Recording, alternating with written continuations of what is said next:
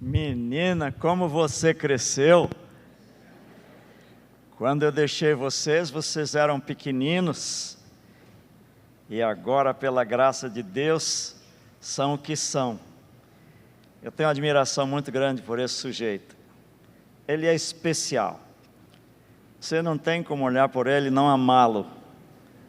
Porque é aquela doçura. Aquele tipo que olha para a gente e os olhos já mostram amor. É excepcional. Gostaria de ter feito o contrário, ele ter sido meu pastor, porque eu aprenderia a amar mais com ele, porque ele é especialista nisso. Estou muito contente, depois de 32 anos, poder voltar aqui e estar com vocês. Durante esse tempo eu fiz 2 visitas rápidas aqui, para estar com alguns colegas muito queridos que estavam pregando aqui, mas depois desse tempo é a primeira vez que eu chego aqui para pregar. Depois de 31 anos eu louvo a Deus e agradeço ao pastor Juarez o convite que me foi feito. Minha palavra para vocês hoje à noite será renovando as suas forças. Renovando as suas forças. Davi estava em guerra, como sempre, juntamente com os seus guerreiros. E depois de algum contratempo, ele volta para a sua cidade, onde moravam suas famílias.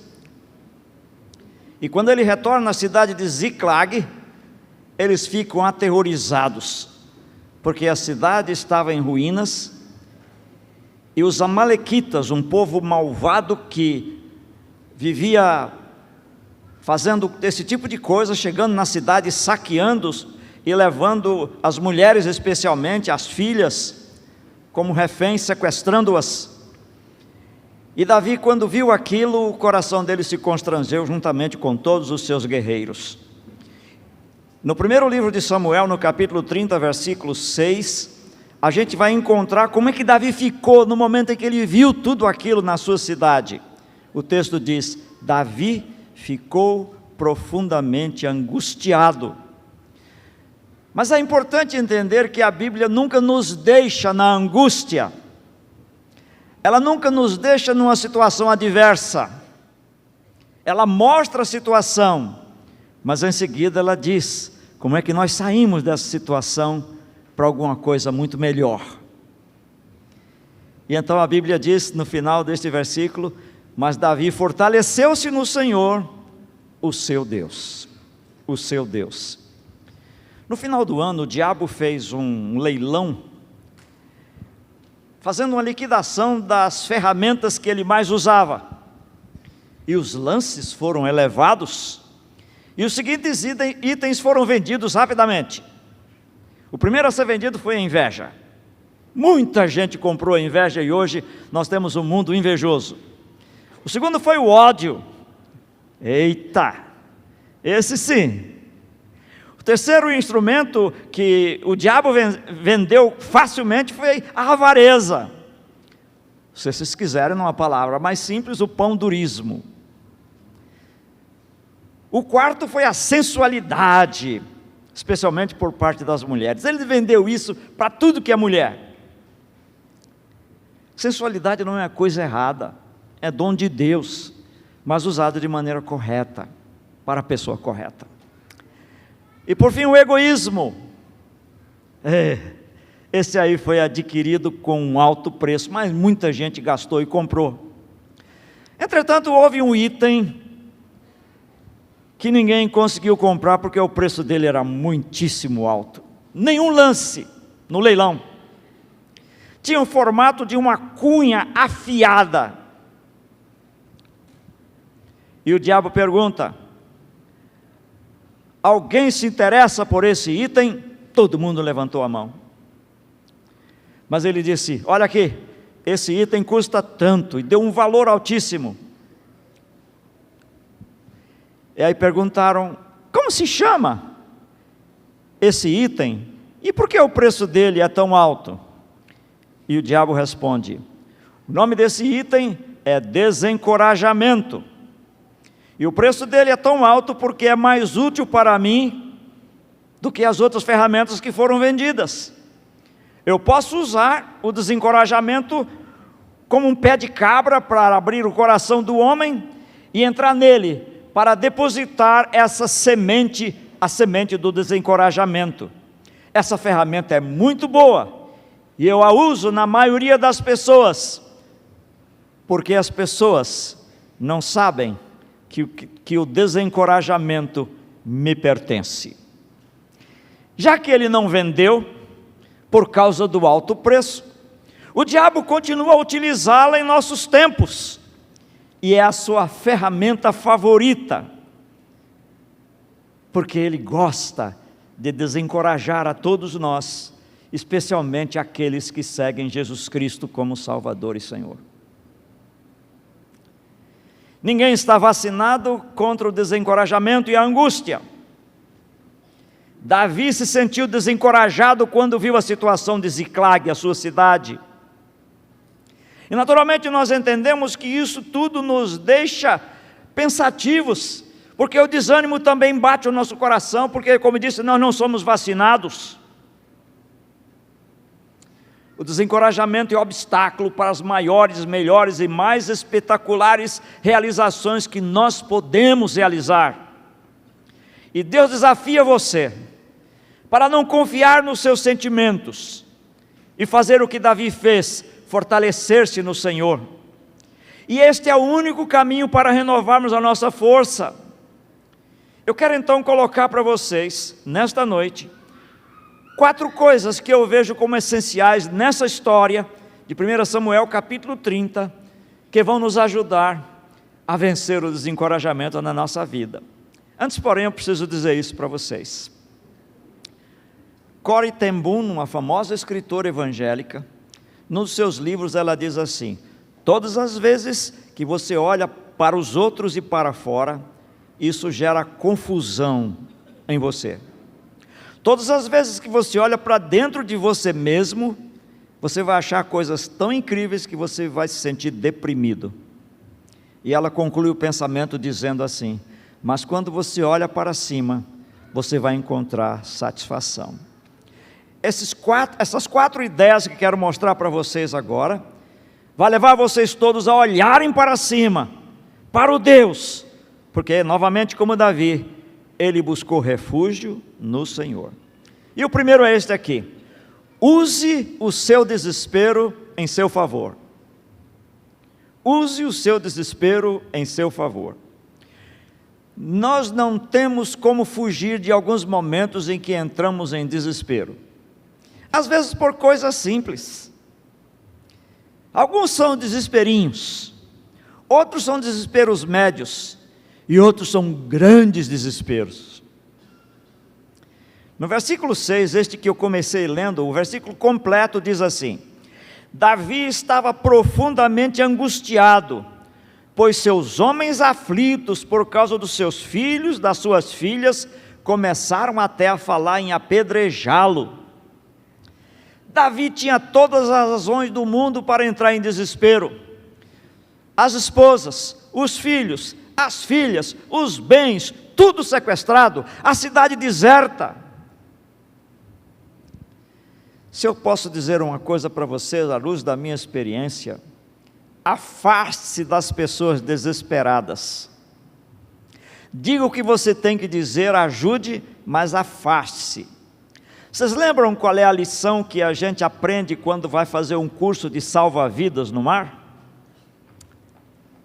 É este aqui: não encare a pessoa que está afogando de frente, porque ela está em desespero, e se você agarrar de frente, vai você, vai ela, vão os dois. Então a ideia é: pegue sempre a pessoa por trás. Então nós temos que ter uma estratégia para que não sejamos contaminados pelo desespero que a pessoa está mostrando. Afaste-se. Algumas vezes a vida parece escura, como quem está dentro de um túnel. O desesperado, quando ele está nessa situação, de repente ele olha uma luz que está no fim do túnel, e geralmente ele não pensa numa saída, mesmo sem ter trilho ali, ele diz: é um trem que está vindo. Entendamos muito claramente, Davi ficou nessa situação, mas ele não parou aí. Essa situação esteve com ele, mas não permaneceu nele.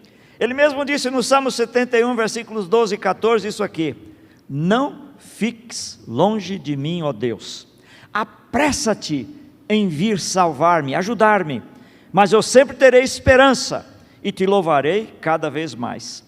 Ao invés de você permitir que o desespero dirija você, você deve dirigir o desespero. Ao invés de deixar os seus sentimentos dirigir você, você deve dirigi-los. Por isso que o versículo 6, na parte B que eu li adiante, diz: mas Davi encontrou forças no Senhor, o seu Deus.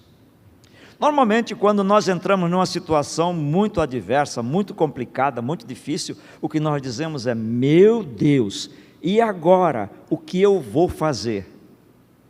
Não faça isso, porque quando você diz isso, você está se enrolando no seu desânimo, no seu desespero, nas aflições e nas angústias que a situação está trazendo para você. Em vez disso, você diga: ó Senhor, o que é que o Senhor vai fazer? Aí você está acertando, porque você está pegando aquela situação e entregando para Deus. Não é você, é o seu Deus. Por isso que diz que Davi se refugiou, encontrando forças no Senhor. Quando era garoto, um pintor anglo-americano chamado Benjamin West, vai aparecer a fotografia dele aí, é uma fotografia interessante, do século XVIII, esse sujeito aí. Ele decidiu pintar um quadro usando sua irmã como modelo. Ele era um garoto, sua mãe estava fora, e ele tinha todas as tintas, todos os pincéis, tudo ao seu dispor, as bisnagas com as diferentes tintas, mas ele logo percebeu que tudo estava uma bagunça, porque ele melecou tudo, mas o quadro estava pintado. De repente ele ficou apavorado, porque a mãe ia chegar e ia ver a bagunça que ele havia aprontado. A mãe chegou e viu aquilo, e chegou pertinho dele, pegou o quadro e disse: que belo quadro que você fez da sua irmã. Deu um beijo na cabeça dele e entrou na casa. Não disse uma palavra sobre a bagunça que ele havia aprontado. Tempos depois, numa grande exposição na França, Benjamin West foi entrevistado, e ele contou essa história. Ele conclui dizendo: foi com aquele beijo que eu me tornei um pintor. Quando as bagunças estiverem na sua vida, deixem que Deus resolva, e Deus vai dar um afago em você, e você vai dizer: com esse afago, eu me tornei um cristão muito melhor. Salmo 28, verso 7 diz: o Senhor é a minha força e o meu escudo, com todo o coração eu confio nele. Olha que palavra linda, confia nele de todo o coração.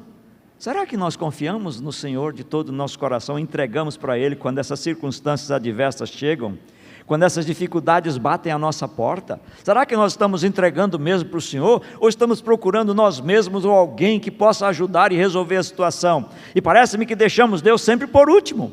É por isso que nosso desespero se torna de fato desespero. Mas eu estou lhe dizendo: use o desespero em seu favor. O versículo continua dizendo: por isso o meu coração está feliz, e eu canto hinos em seu louvor. No momento de desespero, quando você busca uma saída por você mesmo, você não consegue cantar absolutamente nada. Mas se você entrega ao Senhor, com certeza você vai cantar os hinos de livramento, os hinos de conforto e os hinos de direção do Senhor. Então esta é a primeira coisa que eu quero dizer a vocês. A segunda é esta aqui: viva o presente, mas fixe seus olhos no futuro. Viva o presente, mas fique olhando o futuro. Não fique olhando só o presente. Uma frase no começo deste século ficou muito comum entre nós, que diz assim: o melhor de Deus ainda... Falem? Quando é que ele vem? Daqui 2 minutos, isso é futuro. Daqui 1 hora, isso é futuro. Amanhã, isso é futuro. Viva no seu presente. Não viva no passado, viva no presente, mas põe os olhos no futuro, porque ali você vai encontrar Deus. O mesmo Deus que está com você aqui, Ele vai estar com você mais tarde em quaisquer outros contratempos de sua vida. Quando Davi viu aquilo, ele ficou apavorado, fez tudo isso. o pessoal, os seus guerreiros queriam apedrejá-lo, como vocês viram, e ele ficou angustiado, mas ele buscou o Senhor. E ele buscou o Senhor em oração. E no versículo 8, na parte B deste capítulo 30 de 1 Samuel, ele pergunta a Deus se deve ir para resgatar suas esposas e filhas e filhos. E Deus responde: vá atrás deles, você os pegará e libertará os prisioneiros. Diante do desespero, diante das circunstâncias que nos são muito malvadas, ficar chorando não ajuda absolutamente nada. Chorar, é importante que você chore, mas lembre-se que eu disse, ficar chorando. Faça um parênteses para dizer, malvadeza do ministério de música desta igreja, porque tocou o hino do Salmo 142, que foi o hino do último culto que eu estive dirigindo nesta igreja. Malvadeza, Márcia, te pego na saída. Não, teu marido é grandão, eu não vou fazer nada com ele, mas muito obrigado porque me deu memória e os meus olhos ficaram um pouco, sabe, por causa da claridade ele fica assim, né? Então chorar é muito natural, faz parte do processo. Jesus chorou, mas ficar chorando, lamentando, isso é tragédia. Por isso, quando você olha para o futuro, as suas lágrimas que embaçam a vista serão secadas, e você vai parar para enxergar que Deus está ali com você. Davi teimosamente se recusou a ficar reclamando em desespero, e olhou com fé para o futuro.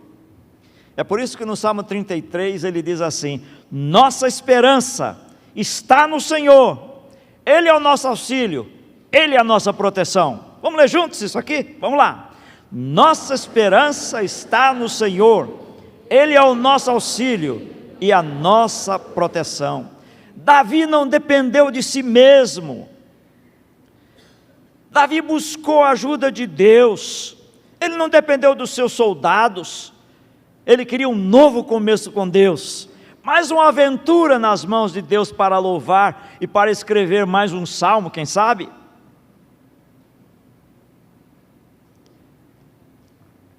Prestem atenção a esta frase que eu vou lhes dizer agora. A diferença entre um vencedor e um homem comum é a sua capacidade de persistir quando todos desistem. A diferença entre um vencedor e o homem comum é a sua capacidade de persistir quando todos desistem. E eu quero lhes dizer isto aqui: uma pessoa que recebe Jesus Cristo como Salvador e Senhor, não é um homem comum, não é uma mulher comum, é um guerreiro vencedor. O último capítulo do livro da sua vida já está escrito, e vocês são vitoriosos porque Cristo foi vitorioso. Então temos que olhar o futuro sabendo disso. As coisas podem estar indo de mal a pior, não importa, o final da situação, o final da história está escrito, nós seremos vitoriosos. Às vezes nós ficamos atrapalhados porque os governos não estão indo bem, essa liberalidade doida de que estão fazendo aí, com essas confusões de gênero, essas coisas todas que vão minar a família. Não se perturbem, Deus é Deus, vamos confiar nele e saber que Ele está no controle. Deus nunca abandonou o mundo, Ele permitiu que determinadas coisas acontecessem para grandes homens e mulheres se levantassem e pudessem sair da sua zona de conforto para falar das coisas do Senhor.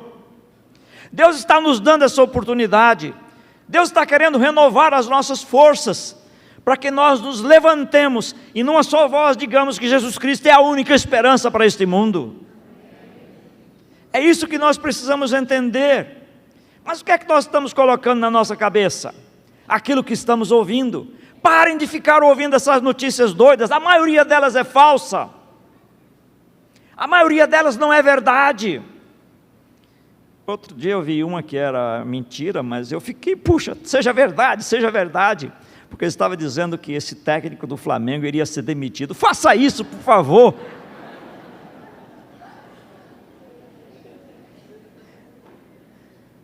Eu sou Flamengo, nós somos Flamengo. palavra de Deus tem uma advertência muito séria com esta coisa de você deixar esses pensamentos negativos, desesperados na sua cabeça e você viver um presente angustiante. No livro de Provérbios 4:23, vai estar na tela, leiam aí.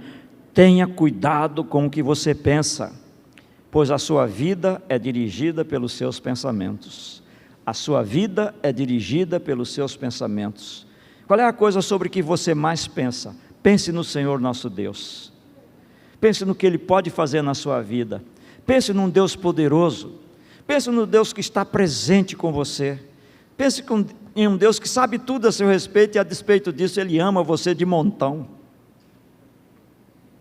Esta é a segunda coisa que eu quero dizer a vocês. A terceira é esta aqui. Busque a sabedoria de Deus para agir.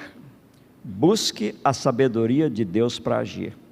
Nos versículos 18 e 19 de 1 Samuel 30, que é o capítulo da história que nós estamos estudando, diz assim: Davi salvou todos os que tinham sido levados como prisioneiros, porque eles com seus soldados perseguiram, foram na trilha daqueles amalequitas, esse povo malvado, e quando ele os encontrou, ele trucidou todo mundo, e pegou todos que tinham sido aprisionados e os libertou.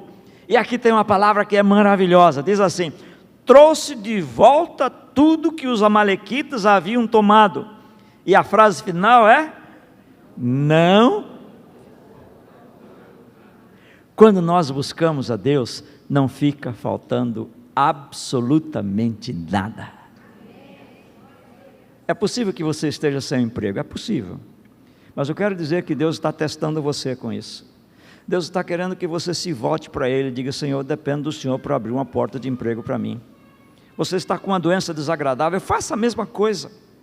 Olhe o Deus que está no seu presente, mas também está no seu futuro. Ele nunca vai lhe abandonar. Isaías diz que a nossa mãe até pode ela abandonar a gente, mas Deus nunca, jamais, jamais. Quando a gente pensa em buscar a sabedoria de Deus, quando a gente pega esse texto e olha no verso 7, quando Davi estava zangado, naquela fúria, e ele decidiu mesmo: eu vou perguntar a Deus se eu devo ir lutar e trucidar esses amalequitas. O verso 7 diz que ele chegou para o sacerdote chamado Abiatar, e ele diz assim: me traga o manto sacerdotal, porque eu quero buscar a direção de Deus. Eis aqui o nosso manto sacerdotal. Quando as encrencas chegarem para você, busque a palavra de Deus. Não busque seus amigos em primeiro lugar. Não busque ler alguma coisa. Não vai na internet buscar solução para o seu problema.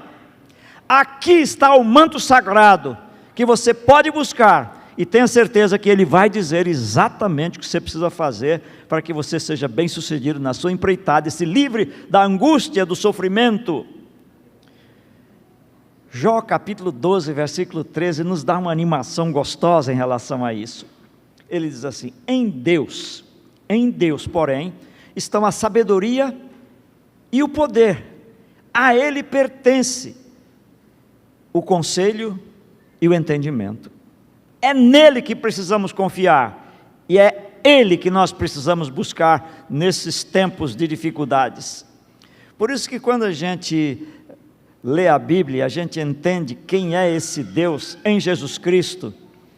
Já no começo da vida de Jesus, no Evangelho de Lucas capítulo 2, versículo 52, diz assim: Jesus ia crescendo em sabedoria, estatura e graça diante de Deus. Se vocês querem sabedoria para atravessar o vale da sombra da morte, busque a sabedoria, e a sabedoria é o Senhor. Então esta é a terceira coisa que eu quero dizer a vocês: busque a sabedoria de Deus para agir. E para terminar, a quarta coisa que eu quero dizer a vocês é esta aqui: coloque sua fé em ação e receba a recompensa. Eita, eu gosto de recompensa, eu gosto muito de recompensa, e essa recompensa está garantida para nós. Vocês sabem, quando a gente é criança, os pais da gente têm uma mania, e eu quero ajudar vocês que são pais para nunca fazerem isso. Nunca façam promessa para os seus filhos que vocês não podem cumprir. Vou buscar na escola você hoje à tarde, e você não vai. Não faça isso. Você não sabe como isso perverte o seu filho em termos de se sentir abandonado, rejeitado. E em clínica de psicologia, o maior mal que afeta qualquer ser humano é o sentimento de rejeição. Deus promete para nós uma recompensa, se nós o buscarmos de coração, em todo o tempo da nossa vida, porque como disse o cântico, Ele é bom o tempo todo. Ele não é somente bom quando a gente está cantando, participando da igreja, tendo uma função na igreja. Ele é bom quando você está fora da igreja. Ele é bom quando você está fazendo bobagem aí fora. Ele é bom o tempo todo com todas as pessoas. Por isso que a Bíblia diz que a chuva do Senhor cai em terreno de bons, como cai em terreno de maus. No nosso capítulo 30, versículos 18 e 19, diz assim: Davi salvou todos os que tinham sido levados como prisioneiros e trouxe de volta tudo que os amalequitas haviam tomado, não ficou nada. Mas é importante que a gente veja isso de maneira muito clara, não apenas como uma frase, não ficou faltando nada. Eu amo esta frase. Eu entendo que Deus às vezes dá uns ganchos para a gente. Ele diz uma coisa, no final ele diz uma coisinha pequena que é um gancho, que fica na cabeça da gente, não está faltando nada. O que é que está faltando na sua vida? Coloque sua fé em ação e receba a recompensa. A recompensa é: o Senhor é meu pastor, vírgula. Está faltando alguma coisa para você? Aquilo que é essencial para a sua vida está faltando? Nós vimos um milagre maravilhoso hoje de um casal que se reconcilia. Deus pode fazer isso e muito mais, mas nós precisamos buscá-lo. Foi o que Davi fez. A atitude de Davi deve ser a nossa atitude sempre. E quando eu digo coloque a minha fé em ação e receba a recompensa, eu preciso ter uma segurança de que essa recompensa vai ser verdadeira, porque nós estamos cheios de recompensas que nunca foram cumpridas. O que eu tenho que fazer? A primeira coisa que eu tenho que fazer é confiar no caráter de Deus. Confiar no caráter de Deus. É Ele que está prometendo a recompensa, então confie no caráter de Deus. Quando anos antes Davi se viu num tremendo dilema de enfrentar o gigante Golias, estão lembrados da história? Ele foi ridicularizado pelo gigante. Ele olhou para o gigante e disse: você vem para cima de mim com as suas armas poderosas, mas eu vou em cima de você, em nome do Senhor. Diga isso para a sua doença, diga isso para a falta do seu trabalho, diga isso para uma situação difícil na sua família. Eu vou em nome do Senhor. É por isso que Tiago confirma este pensamento no capítulo 1 da sua carta, versículo 17, quando ele diz: toda dádiva que é boa e perfeita, vem do alto do Pai que criou as luzes do céu. Nele não há variação nem sombra de mudança. Deus não muda. Deus não diz uma coisa e depois faz outra. Ele diz: você tem uma promessa? Tem. Então você vai ter a recompensa? Tem sim. E Paulo confirma também esta mesma ideia quando em 2 Timóteo 2,3 ele diz assim: se não formos fiéis, Cristo continua sendo fiel, porque Ele não pode ser falso para si mesmo. Confiemos no Senhor a partir do caráter de Deus. Para eu colocar a minha fé em ação e receber a recompensa, além de confiar no caráter de Deus, eu preciso de relembrar a maneira como Deus sempre lidou comigo. Você tem uma história para contar, não tem? Se eu pedisse a você para vir aqui à frente para testemunhar uma coisa maravilhosa que Deus fez na sua vida, muitas vezes até surpreendente, de uma forma maravilhosa, eu sei que todo mundo estaria aqui à frente para contar o seu testemunho, a sua palavra, porque Deus cumpre. Um técnico de futebol americano, chamado Paul Bryant, ele estava reunido com a sua equipe que ia jogar. Vai ter a fotografia dele ali, olha só, o tipo. Esse chapeuzinho xadrez foi sempre a marca registrada dele. Ele tinha vários chapéus e todos eles assim de xadrez. Foi um grande técnico, já falecido, com 69 anos de idade, com um ataque cardíaco. Ele disse para o seu time de futebol americano assim: quando vocês jogam mal e somos derrotados, a responsabilidade é minha. Fui eu que fiz vocês ser derrotados. Quando o jogo for mais ou menos e terminarmos empatados, a responsabilidade é minha e de vocês. Então vamos dizer, nós fizemos.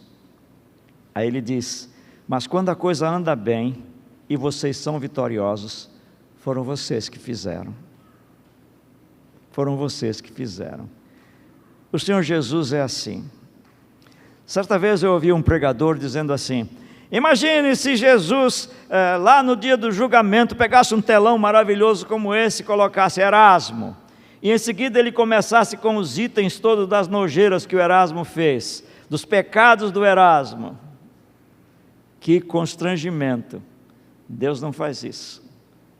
O que teria ali era Erasmo sendo recebido pelo Senhor, dizendo: o que você fez com meu filho que morreu na cruz? E eu direi para ele: eu recebi como meu único e bastante Salvador.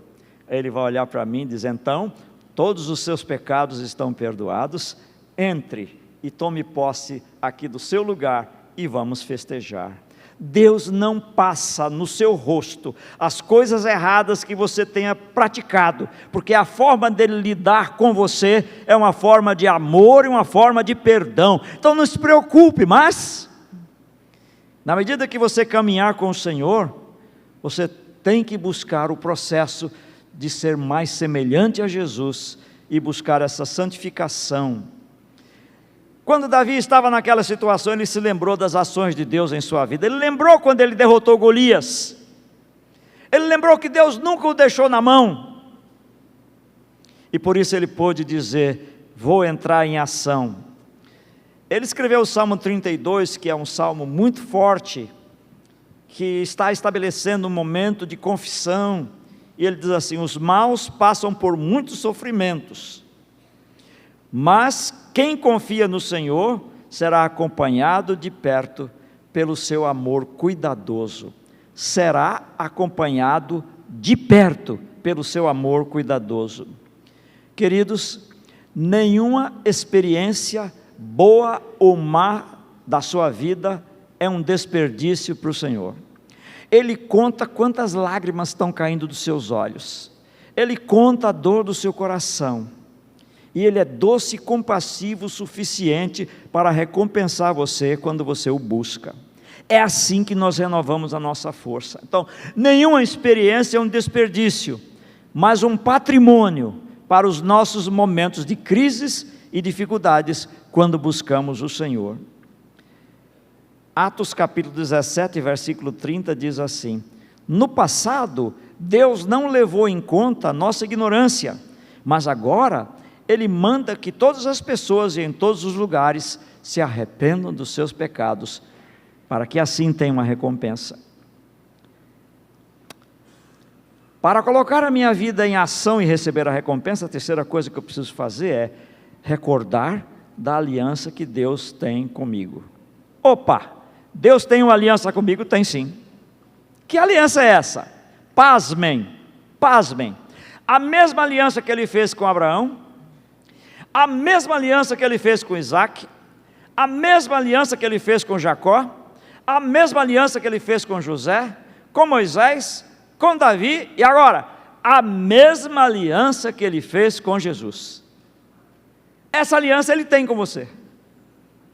Então você está garantido, você está garantida, não tem por que desesperar, não tem por que desanimar, porque você tem o Senhor que estava lhe dando força a qualquer momento. No momento cruel, Davi sentiu a presença de Deus, e porque ele sentiu a presença de Deus, ele buscou a orientação de Deus, e entrou em ação. a ação que Deus havia determinado para ele, e o sucesso foi garantido, porque ele trouxe suas esposas, seus filhos, suas filhas, e não deixou nada para trás, não faltou nada. Ele escreveu no Salmo 25, Deus é fiel, e com amor guia todos os que são fiéis à sua aliança, e que obedecem os seus mandamentos. E Hebreus 8, o autor desta carta diz assim, mas de fato Jesus foi encarregado de um serviço sacerdotal, essa foi a aliança, que é superior ao dos sacerdotes, pois a aliança que ele conseguiu é melhor, porque ela se baseia em promessas de coisas melhores. É isso que o Senhor quer dar a vocês, promessas de coisas melhores, recompensa de coisas melhores. Para você estar em ação, na direção de Deus para receber a recompensa, a última coisa que você precisa fazer é confiar no Senhor de amor, para quem você é muito importante. Foi por sua causa que Jesus morreu, foi por causa dos nossos pecados que Jesus morreu, e quando Deus fez isso, Ele avaliou a nossa importância, porque Ele estava dando o seu único filho por mim e por você. Nós somos importantes para Deus, nós somos importantes para Deus.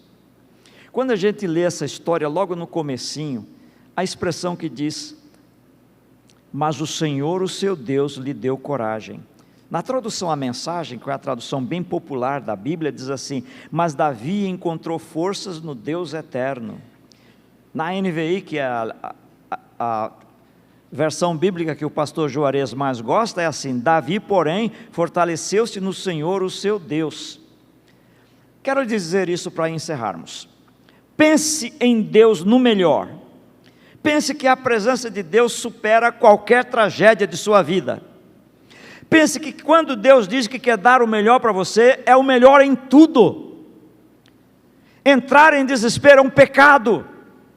Desanimar é um pecado. Porque você sabe que tem um Deus que vai reverter esse quadro e você não está buscando. E quando nós não buscamos a Deus para reverter um quadro de tragédia na nossa vida, as coisas só andam de mal a pior. Lembre isso aqui. Apesar de você não se ver como Deus vê você, o que Ele faz se baseia no ponto de vista dEle, não no seu. Porque Deus quer o melhor para você. Porque Ele nem mesmo deixou de entregar o seu próprio Filho, mas ofereceu por todos nós. E se Ele nos deu o seu Filho, será que não nos dará também todas as coisas? Deixe-me terminar com uma historinha. Alexander Grigolia, a foto dele vai aparecer aí na tela. É este senhor que está medindo a cabeça da moça. Ele era um professor universitário, nasceu na Geórgia, que é um país daquela frente russa, e como ele não estava aceitando muito aquele estilo, ele migrou para os Estados Unidos e lá se tornou professor da Universidade de Pensilvânia. E dali ele foi trabalhar num colégio evangélico chamado Colégio Wheaton, nos arredores da cidade de Chicago. E apesar das suas conquistas, ele nunca tirou do seu coração a ideia da miséria do povo, da solidão e da tristeza. Um dia, Alexander parou para engraxar o sapato. Ainda era tempo que a gente não usava tênis, sapatênis, mas era sapato desse seu tipo, engraxava. Aqueles engraxates lá eram soberbos, eles faziam coisas mirabolantes. Eu cheguei a engraxar alguns dos meus famosos sapatos. Quando eu era pastor aqui em Jardim Camburi, eu só usava aqueles sapatos bacanas, né? Paletó, gravata, aquela coisada toda, uma diferença. Aleluia! E ele parou então para engraxar o sapato e percebeu que o engraxate, apesar de humilde, executava seu trabalho de uma forma artística, com um sorriso nos lábios, cantarolando, e quando dizia alguma coisa para ele, dizia aquilo animadamente, com uma tranquilidade e paz que mexeu com ele. Não resistindo, Alexander pergunta, por que é que você é assim feliz? E o engraxate, olhando para os olhos do Dr. Grigolia, diz assim, olha, É Jesus que me faz feliz. Ele me ama. Ele morreu por mim. Deus já perdoou todos os meus pecados. Ele me renova a cada dia. Quando eu fico triste, Ele me alegra. Quando eu estou desanimado, Ele me anima. Quando eu estou para baixo, Ele me põe para cima. Por isso eu sou feliz. O doutor Grigólia ouviu tudo aquilo e quando terminou de engraxar, levantou da cadeira, bateu no ombro do engraxate com o jornal que estava na sua mão e saiu pensativo. Mas ele nunca esqueceu aquelas palavras. Jesus me renova a cada dia. Isso fez a diferença na sua vida. Ele buscou a Jesus. Ele se tornou um cristão e foi ensinar no Wheaton College. Eu quero que você volte, por gentileza, para a imagem, para aquela foto. Olha aquele cidadão mais alto que está ali. Os mais antigos provavelmente vão identificá-lo ainda jovem. Ele faleceu há pouco tempo. O maior evangelista da Igreja Batista de todos os tempos. Ali está Billy Graham. Foi este homem, Dr. Grigólia, que influenciou grandemente ao pastor Billy Graham. Um engraxate fez aquele efeito dominó, bateu no Dr. Grigólia, o Dr. Grigólia bateu em Billy Graham, e Billy Graham bateu em milhões de pessoas para as quais ele falou ao redor deste mundo todo. É o Senhor que nos renova, é o Senhor que nos ajuda, é Ele, somente Ele. Confie nele, e você nunca entrará em desânimo, e você nunca deixará que o desespero permaneça. Baixe sua cabeça, vamos orar. Nosso bondoso Deus, nós nos alegramos por estar na Tua presença, nos alegramos porque a Tua palavra nos dá as direções do que nós devemos fazer. Ó Pai, perdoa-nos porque nós não sabemos o que fazer, especialmente quando estamos em conflitos e em crises, porque nós ficamos tão assombrados com o tamanho da crise, com o tamanho do desânimo, que perdemos a noção da realidade, perdemos a noção daquilo que deve ser feito. Por isso, em nome de Jesus, eu te peço que o Teu Santo Espírito esteja trabalhando agora no coração de todas as pessoas que estão aqui, daquelas que estão nos ouvindo através da internet, para que não permitam que os desânimos e as crises cheguem, mas renovem as suas forças no Senhor, buscando-o de todo o coração, para que assim possam viver uma vida de qualidade, uma vida intensa, uma vida muito feliz. Em nome de Jesus que eu oro. Amém.